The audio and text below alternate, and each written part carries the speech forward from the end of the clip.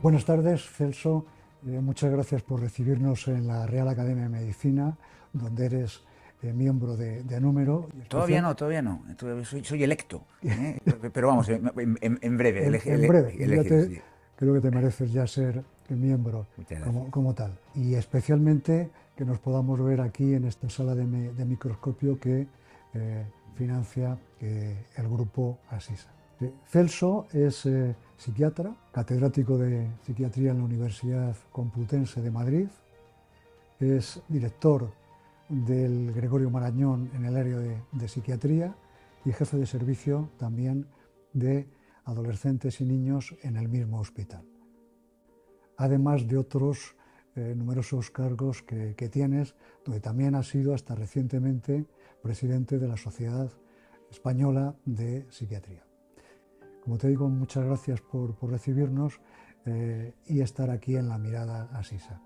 La Mirada Asisa es una idea de la doctora Tormo que tuvo la ocurrencia en plena pandemia, un poquito después de la pandemia, de ir citando a diversas personas muy especialistas y emblemáticos en su especialidad para, en principio, hablar de la pandemia, pero ha ido pasando el tiempo y a partir de ahí, pues, estamos entrevistando también a personas ligadas a la pandemia y a personas muy diferentes, historiadores, literatos, economistas. De nuevo, gracias por estar aquí con nosotros. Bueno, gracias a vosotros. Y hablando, tú hablabas de ocurrencias, no me parece, no, hay pocas cosas más ocurrentes que hacer un programa que se llame La Mirada rodeado de microscopios, ¿no? Microscopios, cámaras, Cámara, tenemos, efectivamente. está francamente bien. Eh, bueno, primera pregunta que un poco sobre la marcha te voy a ir haciendo. ¿Cómo ves la salud mental de España? Eh, un poco ligada a la pandemia, prepandemia, pandemia, pospandemia. Bueno, a mí no me gusta ser, ¿no? Nunca negativo, pesimista, ni alarmista, ni muchísimo menos. Pero bueno, hay una realidad. Nosotros tuvimos la oportunidad de presentar un informe muy reciente en la Comisión Europea, hace pocos meses, donde hicimos una radiografía de la salud mental de los distintos países de la Unión Europea. Así que más que contestar cómo lo veo yo, te voy a decir cómo lo ven los números, los datos objetivos, ¿no? Y dentro de los países de la Unión Europea, España era el país con una mayor prevalencia de trastornos mental y uno de los países con un menor gasto sanitario por población dedicado a la salud mental y también con una menor ratio de profesionales, psiquiatras, psicólogos clínicos, enfermeras de salud mental, también por población dentro de la Unión Europea. Con todo eso, a mí me gusta siempre, ¿no?, ver el lado más positivo y yo estoy absolutamente convencido que esta enorme oportunidad que se nos ha abierto con la pandemia, en la que tú y yo estamos aquí hablando ahora de salud mental y habéis elegido que uno de los temas sea salud mental, pues nos está pasando todos los días, ¿no? Y hay, yo creo, una concienciación, ¿no?, una visualización que previamente no teníamos de la importancia de la salud mental, que debemos ser capaces como profesionales, ¿no?, de esta materia de coger ese guante y aprovechar la oportunidad. Bueno, nuestro sistema sanitario eh, es un sistema sanitario que es ejemplo en todo el mundo, hasta recientemente, pero la pandemia ha estirado las costuras de una manera importante. ¿De qué forma ha incidido en la sociedad, en la patología mental? Ya sé que tu especialidad sobre todo es niños y adolescentes y ahora si te parece pasamos a ello, pero a nivel general, ¿cómo ha incidido? Bueno, mira, permíteme que te responda la primera parte de la pregunta, ¿no? Teníamos una sanidad modelo ¿Mm? hasta hace muy poco. Bueno, ¿Mm? es claro, eh, ¿cuántas veces hemos escuchado, tú y yo y todos, que somos la mejor sanidad del mundo? Muchas, Muchas veces. muchas. ¿Y cuántas veces lo hemos escuchado estos ¿Mm? últimos 2 años? ¿Mm? Ninguna. Ninguna, claro. Entonces, las cosas, las familias, los sistemas, las compañías, los países, las estructuras, se miden en situación de tensión, en situación de crisis. ¿no? Cuando las cosas van bien, van bien. Cuando un niño va bien, dan bastante igual a qué colegio lo lleves porque probablemente va a ir bien. Es cuando las cosas, ¿no? Y las cartas vienen mal dadas, cuando realmente el juego, ahí el que tiene un mayor conocimiento, el que atesora, ¿no? Una mayor capacidad de respuesta, es el que puede sacar pecho y decir que tiene un buen sistema sanitario, ¿no? Lo que nos ha hecho esta pandemia simplemente es desnudar una serie de carencias que, como no hacía falta mostrarlas en la parte de fortaleza, pues decíamos que teníamos el mejor sistema sanitario del mundo, y no era cierto, ¿no? Y lo hemos visto ahora con la pandemia. Y una de las cosas que ha pasado es pues que efectivamente cuando viene una situación de crisis, una situación de emergencia, pues aquellos programas, aquellas personas, aquellas familias, aquellas empresas que están más preparadas, pues amortiguan más el golpe, y los que tienen más camas de UCI, más ventiladores por población, pues tienen menos fallecimientos en situación, ¿no? de saturación del sistema.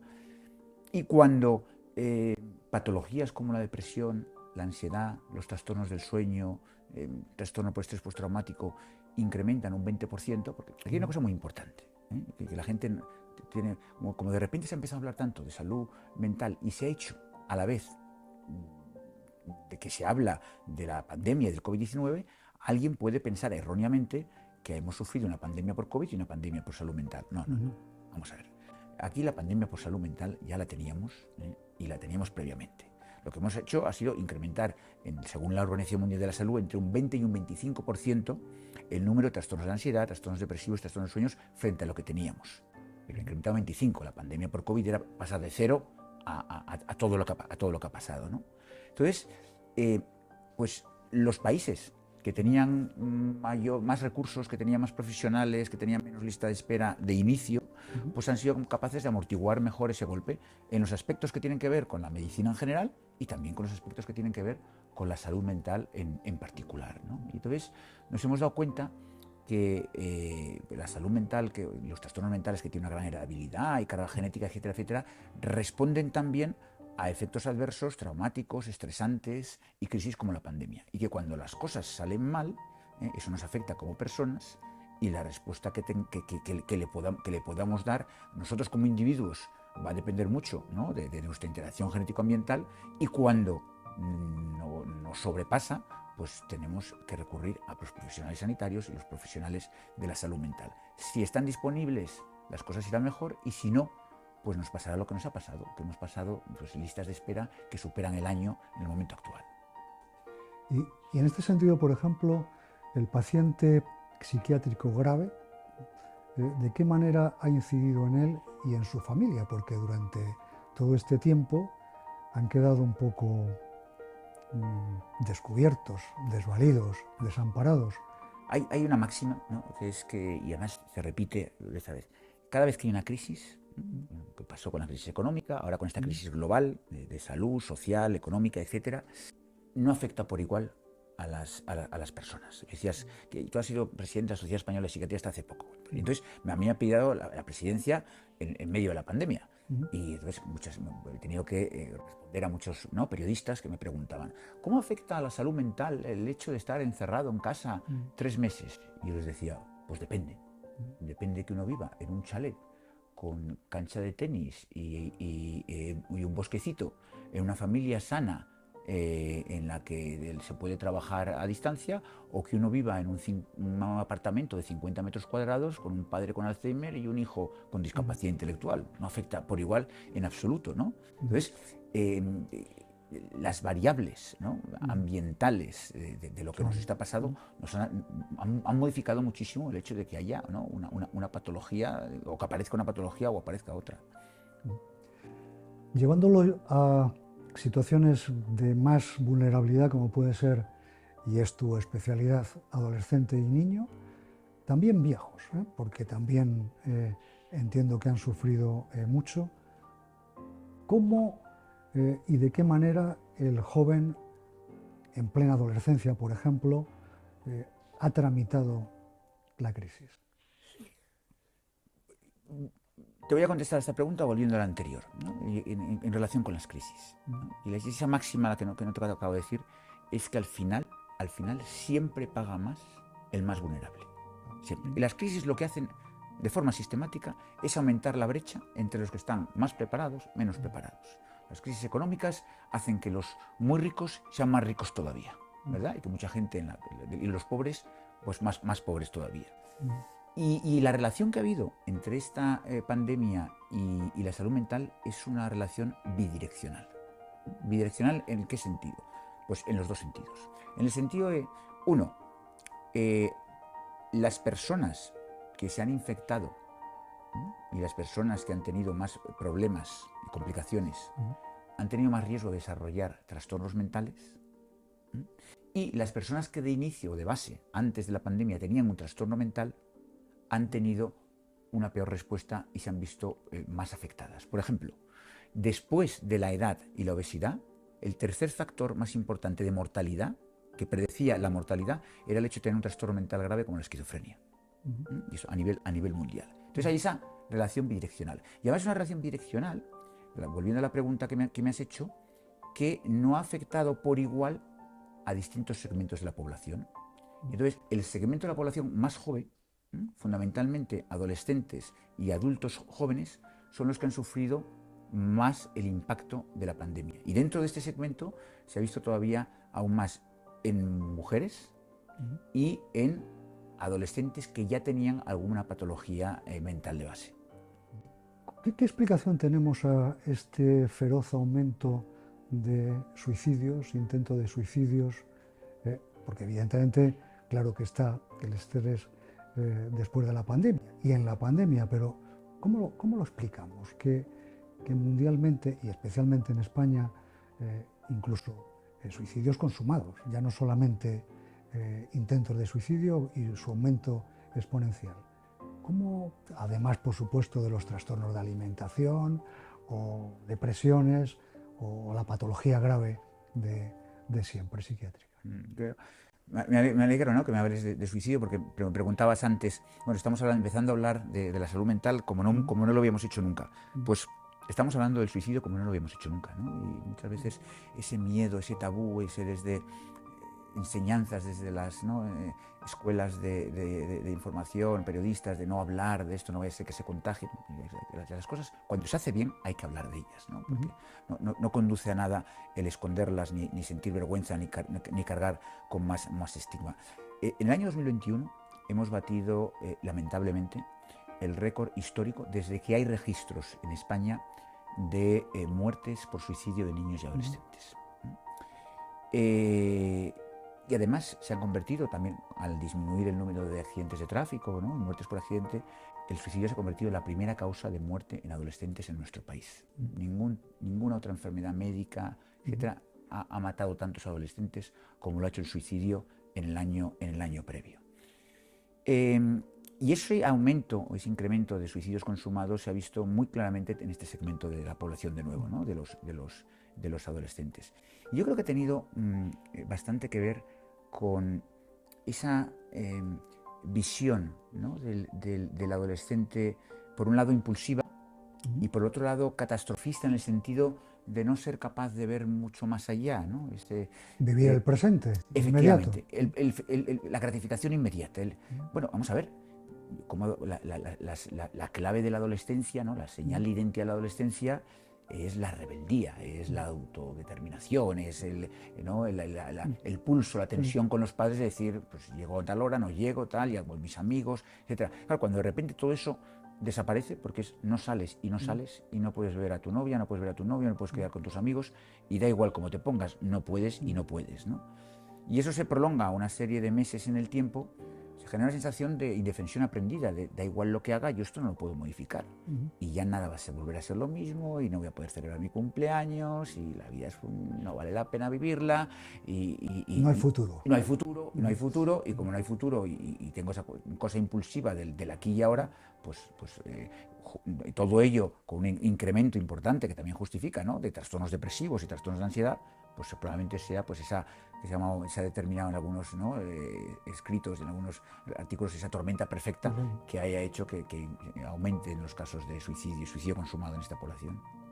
Sí, que es una situación realmente terrible. ¿Cómo podríamos un poco prevenir hasta donde podamos esa impulsividad que muchas veces es imprevisible, quiero decir, por la característica propia del adolescente. En un adulto, pues más o menos puedes tener muchos elementos que puede ver la familia o la gente de su alrededor, pero lo imprevisible del adolescente dificulta en gran medida esto. Sí, dificulta, pero eso no, el que las cosas sean difíciles deben ser un acicate para que pongamos un mayor esfuerzo. Y eso es un reto, ¿no? Y es la complejidad de las cosas debe hacer que nos movilicemos más, ¿no? Y que seamos capaces de buscar soluciones más complejas a esos problemas más complejos.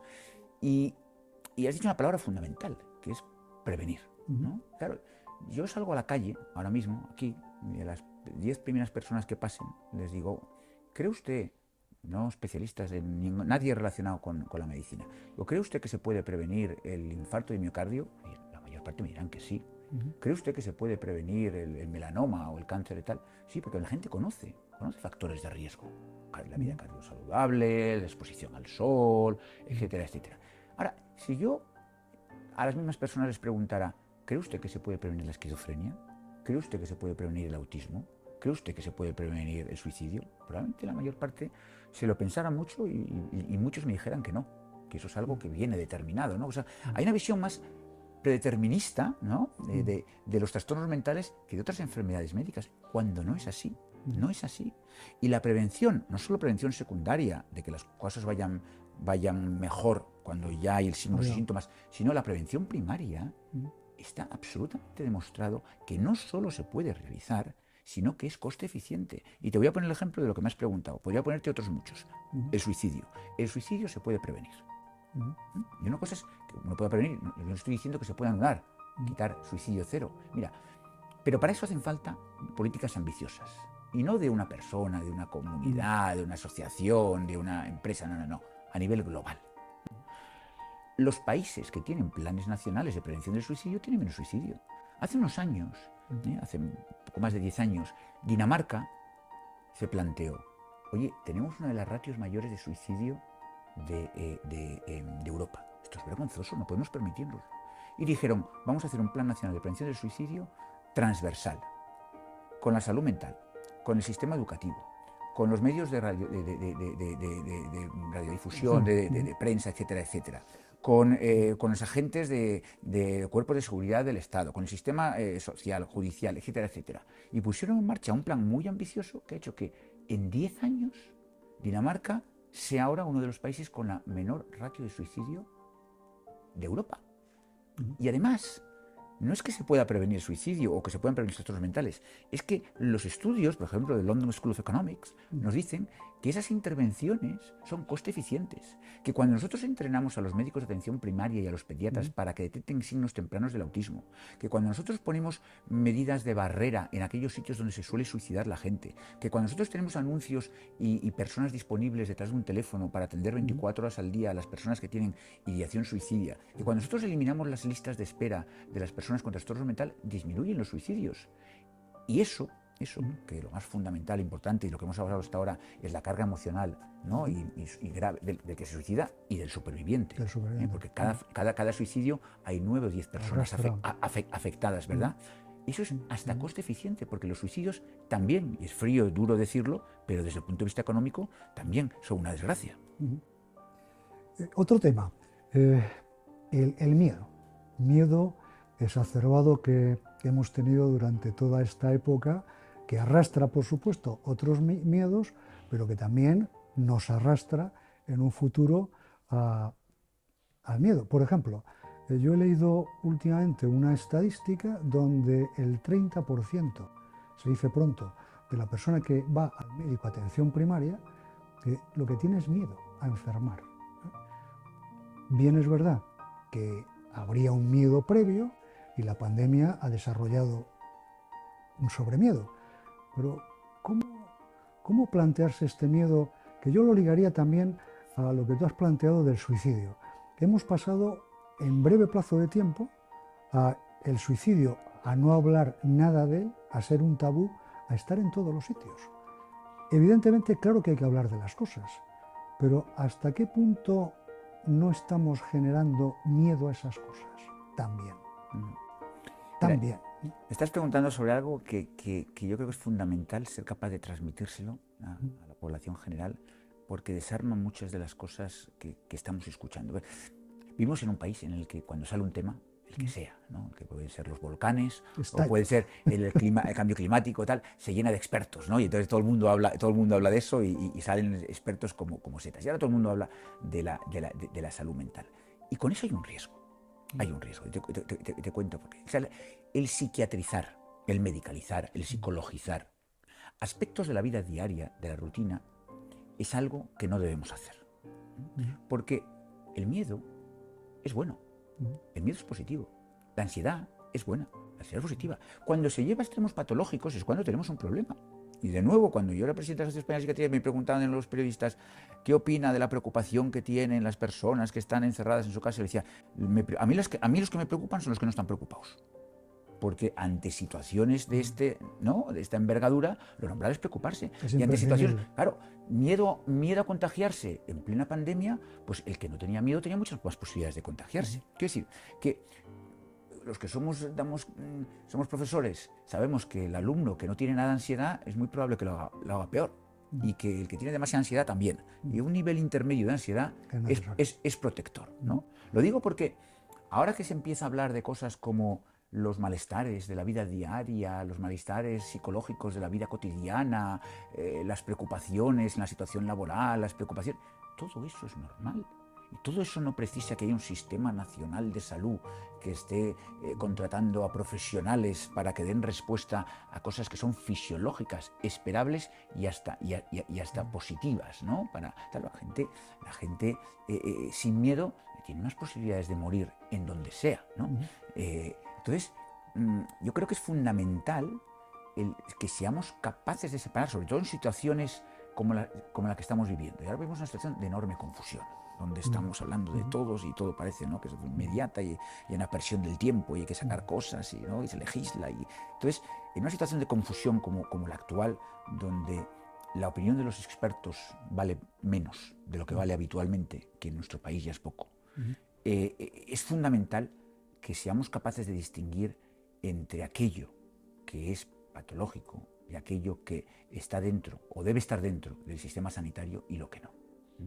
Y a mí ese miedo a enfermar o ese miedo a contagiarse o esa ansiedad o tal, mientras esté dentro de límites razonables, me parece muy saludable. Eso, pero ahí hay un debate a mi de ver muy, muy interesante, porque todos los expertos estamos planteando que psicologizar no, psiquiatrizar tampoco, pero en cambio abundan coach, entrenador personal, echador de cartas.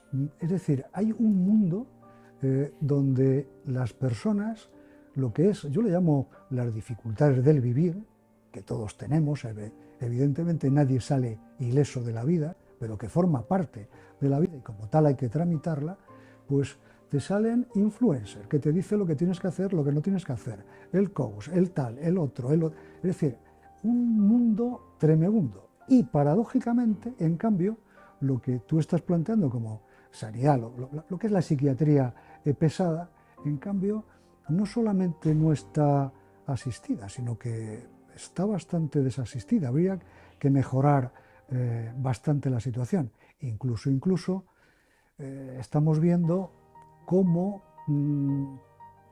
desde la sociedad o desde determinadas ideologías se está planteando casi como que la enfermedad mental no existe.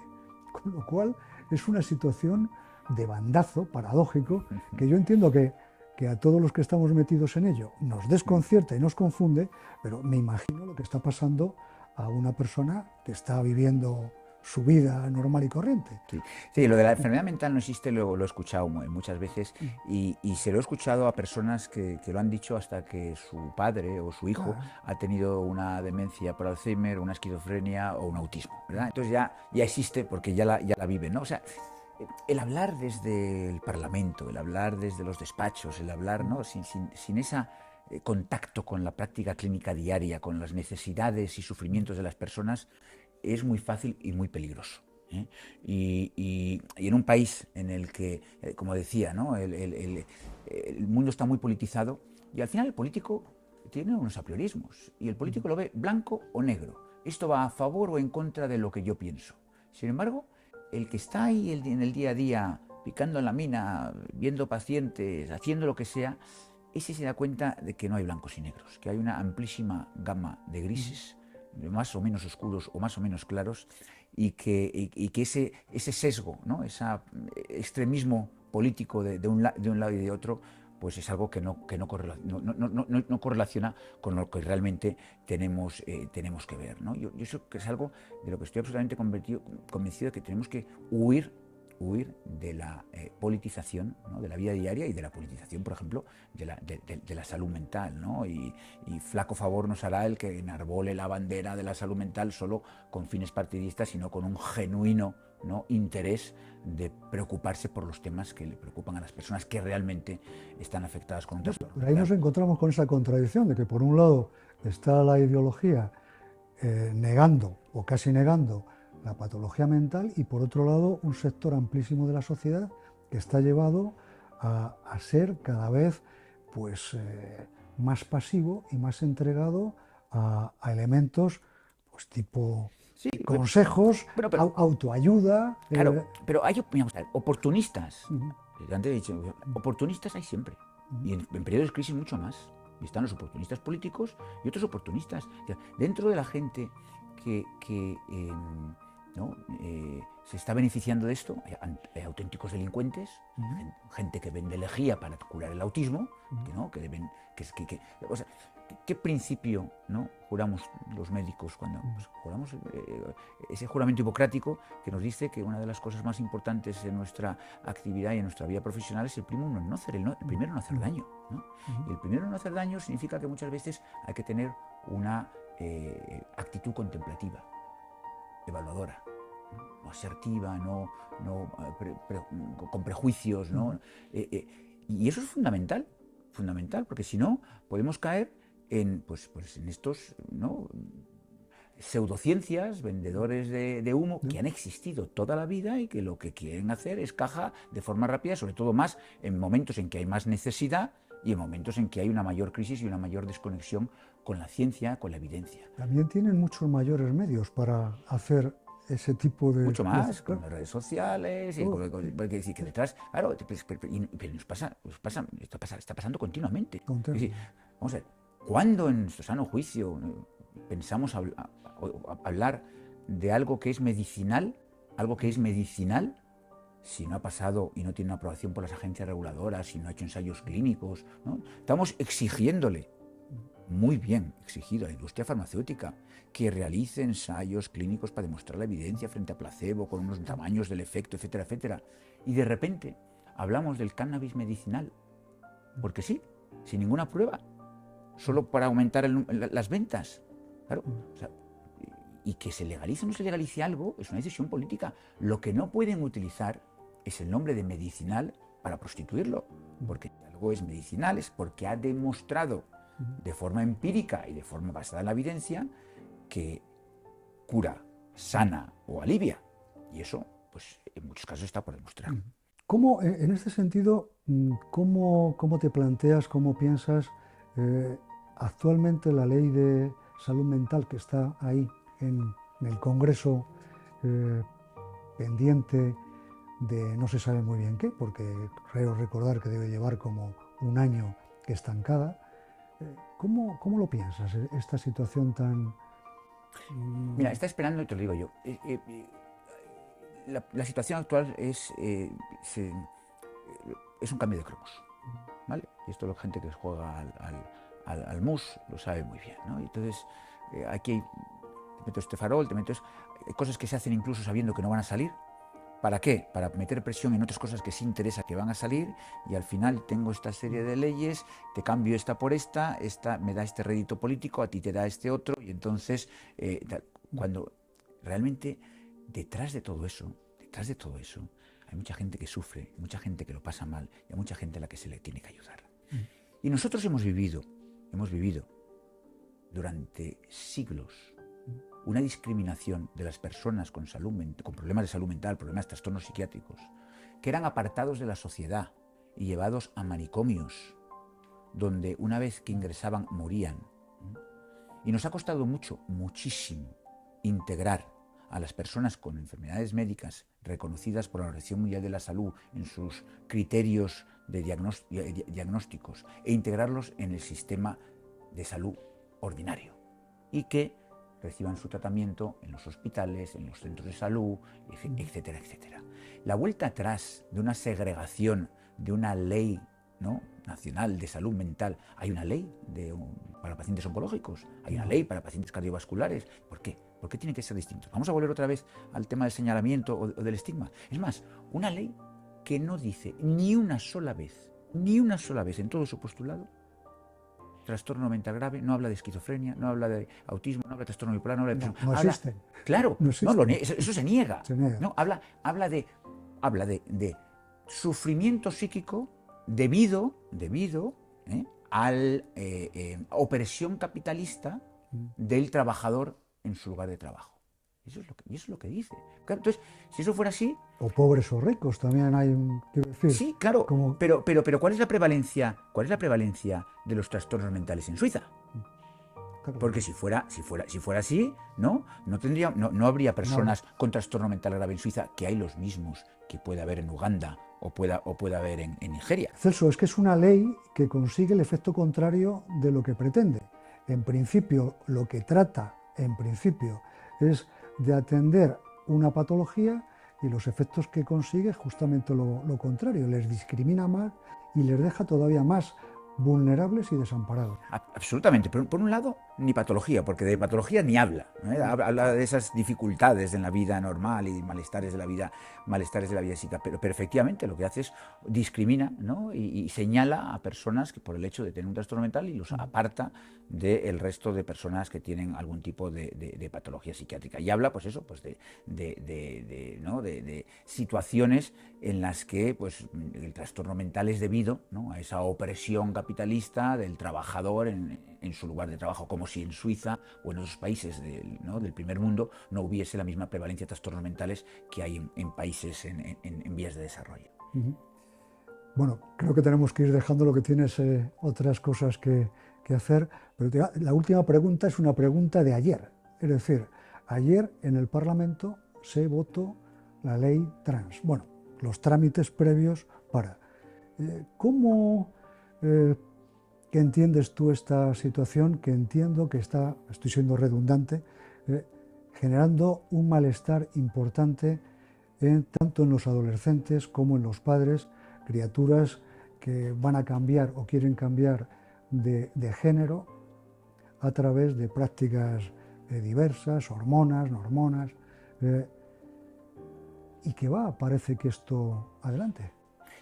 Pues me lleva, es tremendo. Sí, me lleva a una respuesta previa, ¿no? Y es la respuesta del blanco o negro, ¿no? Y el no darse cuenta de que el hecho de que lo que llamábamos disforia de género, ¿verdad?, o incongruencia de género, como lo llama ahora la Organización Mundial de la Salud, exista, ¿no? Exista y haya niños y niñas que desde su más tierna infancia sienten que viven en un cuerpo que no es o que no tiene, que su sexo biológico no está en concordancia con el sexo vivido, el sexo subjetivo, no hace que hayamos experimentado un fenómeno desconocido hasta ahora, porque hay cosas que se dan, ¿no? Pues, la bulimia no existía hasta que empezó tal, el fenómeno de cortarse los adolescentes, pues un fenómeno reciente, ¿no? Y ahora hemos visto un fenómeno reciente que es esa disforia de género, ese de repente en la adolescencia, no vivido previamente, ¿no?, creer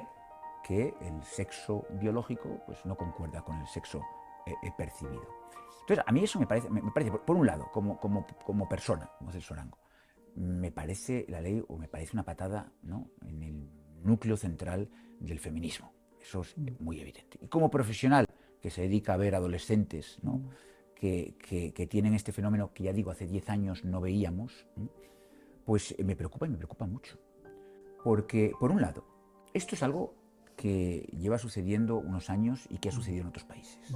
Y que cuando esos países han dado los pasos que nosotros queremos dar ahora, y los dieron hace 5 o 6 años, países como Finlandia, países como Reino Unido, países como Suecia, se han dado cuenta de que lo estaban haciendo mal y que le estaban haciendo más daño que beneficio. Y de repente han dicho, oye, no podemos estar aquí tomando decisiones irreversibles con menores de edad para que luego se vuelvan atrás. Entonces han incrementado la edad a los 21, 25 años, que es algo absolutamente sensato. En una época de crisis de identidad, como es la adolescencia, en la que de repente uno piensa que tiene una solución mágica a un problema que en muchas ocasiones, los estudios nos dicen que aproximadamente el 60-70% de estos adolescentes que dicen, ¿no?, que dicen en un momento determinado que son trans, tienen un trastorno mental, ¿no? Otro trastorno mental, que muchos de ellos han sufrido abuso, trauma, que la mayor parte, volviendo a la patada al núcleo del feminismo, la mayor parte son chicas que dicen que ser chica es una mierda y que ya no quieren ser chicas y que quieren convertirse en varones. Es como, vamos a ver, el pensar, ¿no?, que la discriminación contra identidad sexual, contra, ¿no?, cualquier forma de manifestación sexual, se acaba convirtiendo niñas en niños, es lo mismo que pensar que el racismo se acaba convirtiendo personas de color en personas blancas. Lo que tenemos que hacer es que no importe el color, que no importe el sexo. O otra cosa, ¿no?, como médico, ¿cómo se puede confundir el sexo biológico, ¿no?, con el género percibido? Uno se vivirá como se viva, y eso allá cada cual, y eso es una vivencia personal, donde naturalmente pero el XX o el XY no se van, claro, no se van a morir nunca. Unos no se van a morir nunca de cáncer de próstata y otros no se morirán nunca de cáncer de ovario, ni su metabolismo hepático será el mismo, ni la respuesta a fármacos será el mismo, se pongan como se pongan. La percepción, ¿no?, será la claro, que sea. Pero esa soberbia, ¿no?, que uno piense que legislando y desde la política puede cambiarle el sexo biológico a las personas, pues dice poco de nuestro país. El XX seguirá, o el XY efectivamente. Seguirá. Pero yo, además, luego, sobre este comentario que estás haciendo, es la vida de esas criaturas y también de sus padres. Es decir, porque estamos hablando de padres que están tramitando con críos o crías de 10 años, 12 años, 14 años, donde nuevamente se confunde. Pero ¿cómo puede ser mayor de edad para unas cosas y para otras no? Es decir, es algo... La angustia de un padre, de una madre, ¿no?, de pensar, mi hijo, mi hija, además es muy triste, porque cuando uno tiene que desarmar esto, o sea, es como, cuando llega al suicidio es porque ha fallado todo, ¿no? Cuando dice, pues ya no sé qué hacer, pero para ser aceptado, para ser admitido, me voy a convertir, voy a ser trans, ¿no? Y dice, pero ¿qué es para ti ser trans? ¿Qué es para ti ser hombre? ¿Qué es para ti ser mujer? Claro, silencio, o muchas veces respuestas aprendidas, ¿no?, que las han oído en determinados colectivos que les dicen lo que tienen que decir. Pero claro, si no hay una buena evaluación, ¿no?, o sea, lo peor de la ley trans es que es una ley que impide que los menores tengan una evaluación integral de sus necesidades y que les aleja y les pone en una situación de peligro de tomar una serie de determinaciones y decisiones que pueden ir en su contra. O sea, es una ley que desprotege al menor, que ¿no?, es justamente lo contrario, igual que antes. Efectivamente, que desprotege al menor y que le hace tomar... O sea, no les dejamos beber, no pueden entrar a un supermercado a comprar una botella de whisky, no les dejamos fumar, no pueden entrar y comprar una cajetilla de tabaco, no pueden votar, no pueden conducir. Y en cambio, pero sí pueden operarse y cambiarse el sexo y pasar de hombre a mujer, cuando en el fondo lo que hay es algo que no tiene nada que ver con eso. Y entonces, de nuevo, la instrumentalización de la ciencia a través de los políticos. No, es que ha salido un artículo en Lancet que dice que el 98% de los que se hormonan mantienen la hormonación y toman el tratamiento. Digo, oiga, en los artículos científicos lo importante es leer la metodología. Y la metodología, lo que dice en ese artículo de Holanda, es que después de una evaluación exhaustiva de meses por parte de distintos profesionales, incluidos profesionales de la salud mental, psiquiatras y psicólogos, que es lo que quieren evitar y quitar, un 60% se volvió atrás.